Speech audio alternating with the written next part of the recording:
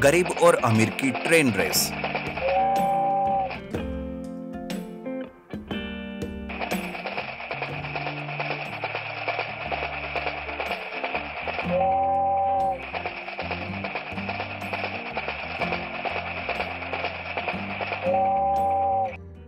जोधपुर नाम के गांव में सीताराम नाम का एक गरीब आदमी रहता था। उसका एक बेटा था मुन्ना।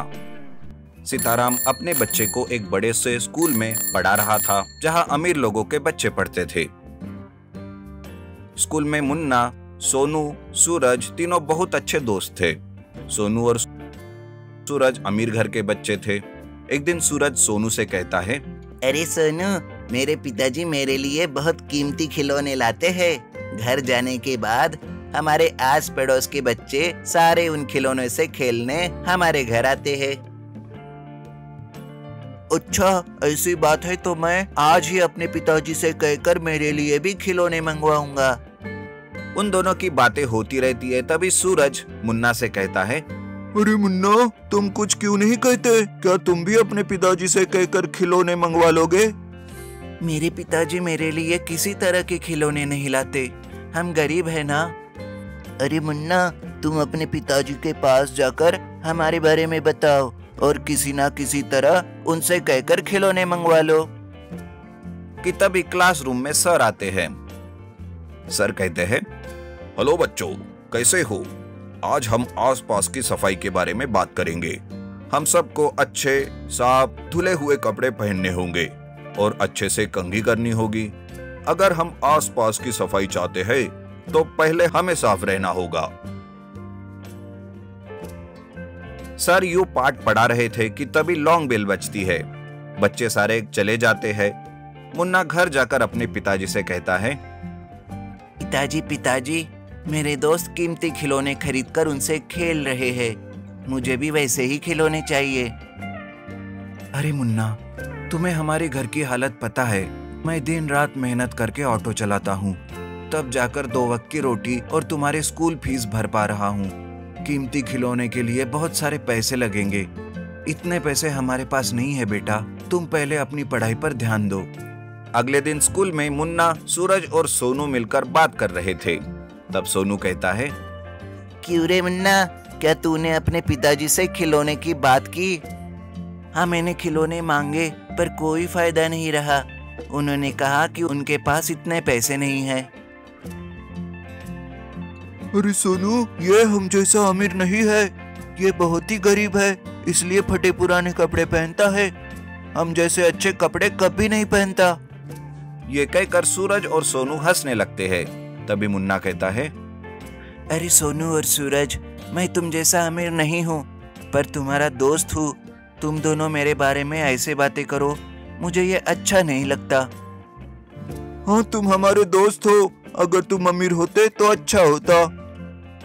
ये तीनों बातें कर रहे थे कि तभी वहाँ श्याम नाम का आदमी आता है और सारे बच्चों को एक लाइन में खड़े होने के लिए कहता है, देखो बच्चों, मेरी बात गौर से सुनो। कल स्कूल में खेल की प्रतियोगिता होने वाली है। कल आप लोगों को अपने बुक्स लाने की जरूरत नहीं है। कल कोई भी एब्सेंट नहीं रहेगा। ये कहकर श्याम वहां से चला जाता है। अगले दिन सोनू और सूरज खिलौने वाले ट्रेन में बैठकर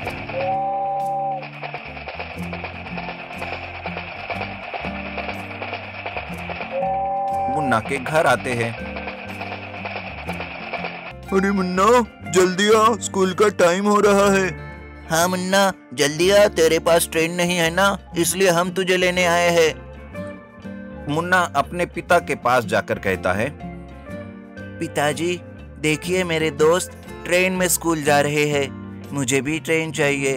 आप मुझे भी किसी ना किसी तरह से ट्रेन बनाकर दीजिए, वरना मैं स्कूल नहीं जाऊंगा। ये कहकर मुन्ना रोने लगता है। सोनू और सूरज स्कूल चले जाते हैं। तब सीताराम अपने पास पड़े हुए कुछ पुरानी चीजों को जोड़कर एक ट्रेन बनाता है। वो ट्रेन सोनू और सूरज की ट्रेन की जितनी अच्छी तो नहीं थी, पर मुन्ना को बहुत पसंद आती है। वो अपने पिताजी से कहता है, पिताजी, ये ट्रेन बहुत अच्छी है। थैंक यू पिताजी। अगले दिन मुन्ना भी सोनू और सूरज की तरह ट्रेन में स्कूल जाता है। वहां सारे बच्चे खेल रहे थे। सूरज और सोनू मुन्ना से कहते हैं, अरे मुन्ना, तेरी ट्रेन बिल्कुल भी अच्छी नहीं है। हमारी ट्रेन तो बहुत अच्छी है क्योंकि यह कीमती है। हाँ, देखने में हमारी ट्रेन भी बहुत अच्छी है। तुम्हारी ट्रेन तो बिल्कुल भी अच्छी नहीं है। अच्छा दोस्तों, तो हम एक काम करते हैं। गांव के चौराहे पर हम हमारी ट्रेन की प्रतियोगिता रखते हैं। प्रतियोगिता में जिस किसी की भी ट्रेन जीतेगी वही अच्छी ट्रेन होगी। सोनू और सूरज ये सुनकर हंसने लगते हैं और प्रतियोगिता के लिए मान जाते हैं। गांव के चौराहे पर सब गांव वाले देख रहे थे और तालियां बजा रहे थे। प्रतियोगिता शुरू होती है।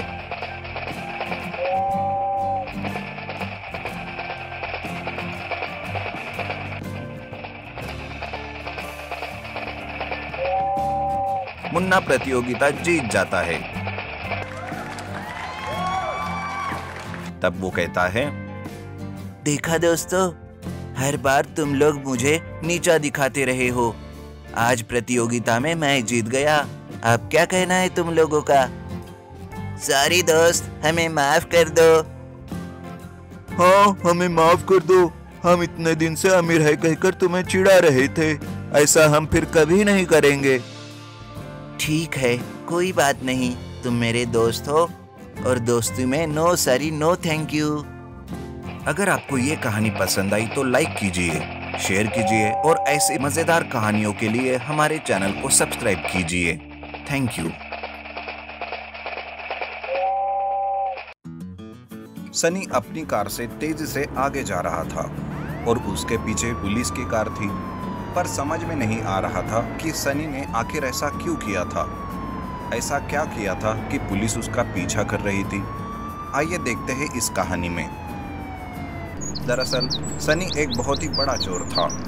वो कोई मामूली और छोटी मोटी चोरियां नहीं करता था, पर कभी पुलिस के हाथ में वो नहीं लगा। सनी अपने माँ और पिताजी के साथ ही रहता था। उसके माता पिता को उसके काम के बारे में कुछ भी अंदाजा नहीं था। पर एक बार की बात है, जब सनी घर पर था तब उसके पिताजी उसे कहते हैं, अरे बेटा सनी, तुम ऐसा कौन सा काम करते हो बेटा? जरा हमें भी बताओ। हमारा बेटा होकर हमें ही कुछ पता नहीं तुम्हारे बारे में कि तुम कौन सा काम करते हो। तुम्हें जब भी फोन आता है तब तुम चले जाते हो। काफी दिनों तक घर में भी नहीं रहते। कहीं तुम कोई गलत तो काम नहीं कर रहे हो ना बेटा?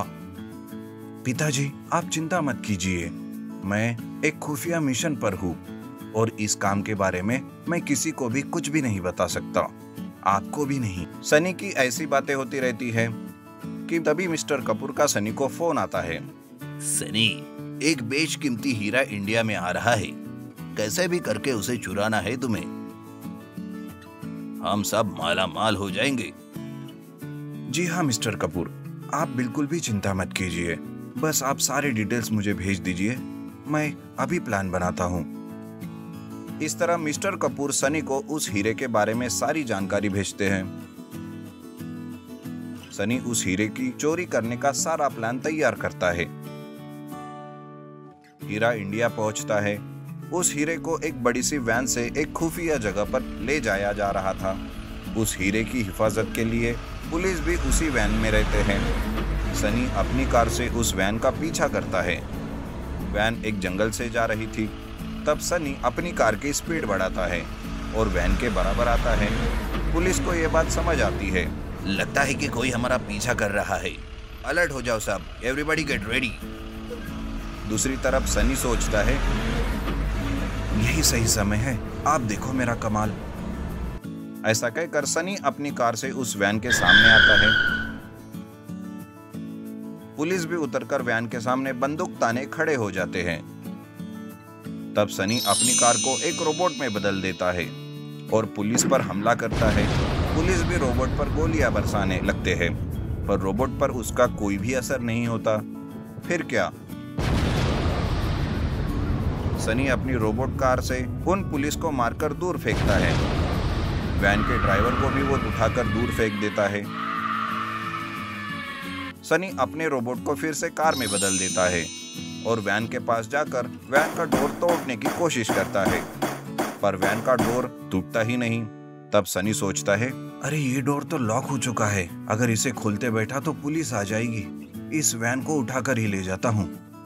ऐसा सोचकर सनी अपने कार को एक एक्सकैवेटर में बदल देता है और उस वैन को ही उठाकर जंगल में भाग जाता है। सनी की कार कोई मामूली कार नहीं थी, उसने उसे खास चोरियां करने के लिए जायंट कार एक्सकैवेटर रोबोट बनवाया था। सनी जंगल में बहुत अंदर तक जाता है और फिर से अपने रोबोट की मदद से उस वैन का डोर अनलॉक करने की कोशिश करता है और देखते ही देखते थोड़े ही प्रयासों में वैन का डोर खुल जाता है और वैन के अंदर हीरा देखकर सनी कहता है, अरे सच में ये हीरा तो बेहद बेशकीमती लग रहा है, कितना खूबसूरत है ये। सनी उस हीरे को हाथ में उठाकर उसे चूमता है और उस हीरे को लेकर अपनी रोबोट कार को फिर से कार में कन्वर्ट करता है और मिस्टर कपूर के पास जाता है। एक तरफ हीरे की चोरी की खबर सुनते ही पुलिस उस जगह पहुंच जाती है और वहां तलाशी लेना चालू कर देती है। सनी उसी रास्ते से वापस आते रहता है। पुलिस को देखकर सनी सोचता है, अगर इस कार से यहाँ से जाऊंगा तो मैं जरूर पकड़ा जाऊंगा। ये सोचकर सनी अपनी कार को एक्सकैवेटर में बदल देता है और एक्सकैवेटर से पुलिस के पास जाता है। तब पुलिस सनी को रोककर उसे पूछते हैं, अरे सुनो, क्या तुमने किसी कार को यहाँ से जाते हुए देखा है? हाँ, जी हाँ सर, मैंने अभी अभी उस जंगल में तेजी से एक कार को जाते हुए देखा है, पर क्या हुआ सर, कुछ बताएंगे? सनी के ऐसे बताते ही पुलिस अपनी गाड़ी से जंगल में तेजी से चले जाते हैं। तब सनी हंसते हुए कहता है, आई एम टू स्मार्ट, अब खाली वैन ढूंढते बैठो, मैं चला हीरा लेकर। सनी उस एक्सकैवेटर से मिस्टर कपूर के पास जाता है और उन्हें हीरा दिखाता है। मिस्टर कपूर सनी से कहते हैं, वेल डन माय बॉय, पर आज अपनी कार कहाँ छोड़कर आए? ये एक्सकैवेटर कहाँ से लेकर आए? अरे इसी से तो खुद को बचाते हुए यहाँ तक आया हूँ सर, नहीं तो पुलिस के हत्थे कब का चढ़ गया रहता। सनी मिस्टर कपूर को दिखाता है कि कैसे उसकी कार एक रोबोट में बदलती है और कैसे एक एक्सकैवेटर में। ये देखकर मिस्टर कपूर बहुत खुश हो जाते हैं और कहते हैं, तुम तो कमाल हो सनी, ये लो तुम्हारा 10% हिस्सा और अब चले जाओ यहाँ से जल्द ताकि कोई देख ना ले। ये क्या मिस्टर कपूर, सिर्फ 10%? इतनी मेहनत से लेकर आया हूँ ये हीरा, इस बार मुझे पूरे 50% चाहिए, नहीं तो मैं पुलिस को सब बता दूंगा। मिस्टर कपूर सनी की धमकी को नजरअंदाज करके उसे वहां से भगा देते हैं। तब सनी सोचता है, अब इस कपूर को तो पुलिस के हवाले करके ही रहूंगा। आज तक हुक्म का इक्खा अपने पास छुपा के रखा था, आज खोल ही दूंगा। ऐसा सोचकर सनी मिस्टर कपूर पर नजर रखे रहता है। जब मिस्टर कपूर उस हीरे की डील करने जाते हैं, तब सनी अपनी कार से उनका पीछा करता है और पुलिस को भी फोन कर देता है।